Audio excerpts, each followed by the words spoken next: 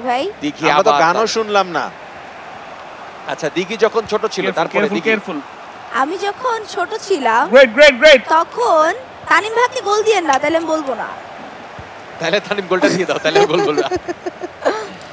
Brazil আবারও যাচ্ছে আক্রমণে এবার হ্যাঁ ডান আমি যখন ছোট ছিলাম অ্যাকচুয়ালি তখন আমি নিজের পোস্ট মানে নিজের গোল পোস্টে গোল দিয়ে ভাবতাম যে আমি গোল দিয়েছি ওইদিকে গোল দিয়েছি এবং দেখা যেত 15-20টা হয়ে যেত আর আমি এত খুশি হইতাম যে অনেকগুলি গোল দিতে পেরেছি। হ্যাঁ। আজকেও মনে হয় সার্বিয়ার পথে হাতে এই রাস্তাটি খোলা আছে। কতগুলি ওন ভাই গোল দিয়ে প্লিজ আপনি একটু নিজের পোস্টে দিয়ে যান উই উইল নেভার মাইন্ড।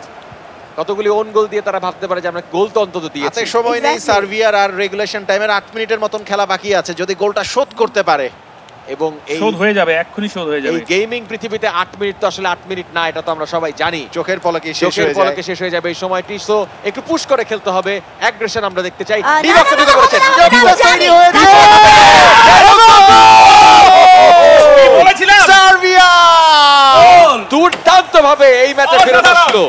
অসাধারণভাবে এই ম্যাচে ফেরত আসলো অসাধারণ। সার্বিয়া।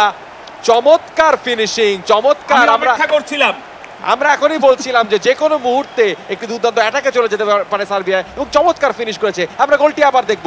কি দুর্দান্ত বিল্ড আপ, একটি পাস কেন আপনি তো আমার টিমের গোল আরেকবার দেখেন নাই? ওই টিমের গোল আরেকবার এবং দেখবেন কেন? চমৎকার ফিনিশিং। দেখি তোমার টিমের গোল সেভ করা আছে, আমি আবার দেখব। একজন ব্রাজিলিয়ান সমর্থক নিজের গোল খাওয়াটাকে এভাবে সেলিব্রেট করতে আমি পারে একজন- এটাই আমি জানতে পারতাম আমি না একজন জীবনে কোনোদিন। নিরপেক্ষ। যদি আজকে এই কম বক্সে আমি না বসতে পারতাম। আমি একজন চমৎকার। নিরপেক্ষ না আমি মাইন্ড সাপোর্টার। করলাম ভাই বুঝেন।